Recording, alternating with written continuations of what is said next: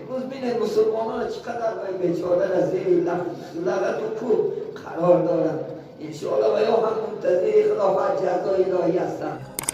obuna shudanro faromush nakunid. امروز ببینید مسلمانان چقدر آزار می‌دهند.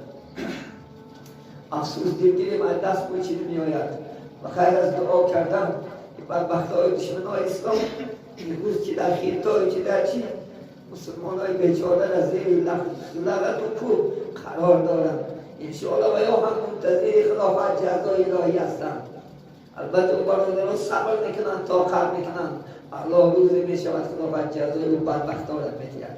خلافت چنان رأسی و ثمری آزاد دارد.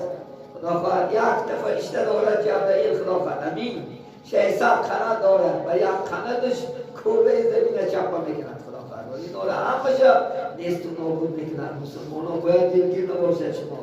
خلافت صبر طاقت صبر عاقبتش از تیلا است خلافت انشاءالله. خود در دعا باشید و مسلمان هم الله همیشه یاردم کند.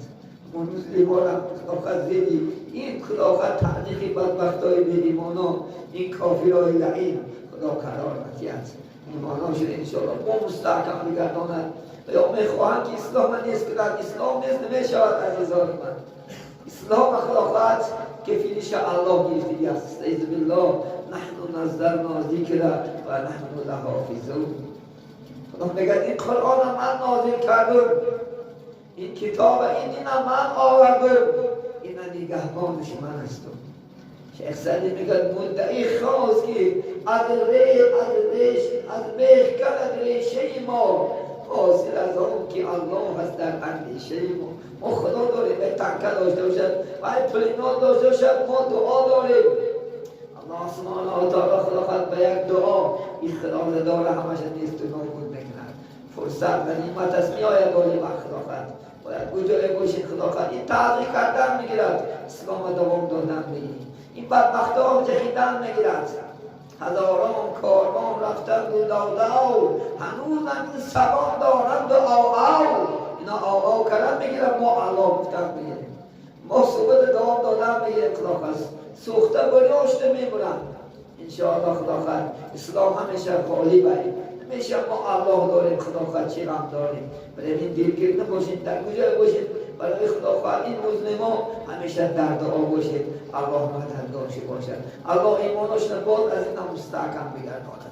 کسی را که خدا هدایت میکند و یا حوالت نشود که ببرد الله حکم میزند خدا وعده میکند استعیذ بالله من یهده الله فلا مضل له. کسی را که من هدایت کردم شربت اسلام و شربت قرآن و شربت ایمان چشم نموش و این یکان را حکم زننده نیست. من یضلله فلا هادی له. کسی را که من راه گم کردم و یا در راه نشان دهنده نیست. بدبختای چی خرسند داده که ما نخرسند یا در پیش از خلافت دید روز دنیا نمیکنن. حق خلافت جزای سخت‌ترین نگرفتار هستند. این دنیا از دنیا سجن المؤمنین و جنت الکافرین. دنیا این چی است؟ دوزخ مسلمان است، جنت کافر است. انشاءالله خلافت دلگیر نباشید. همیشه دائم در دعا باشید با صبر با طاقت باشید.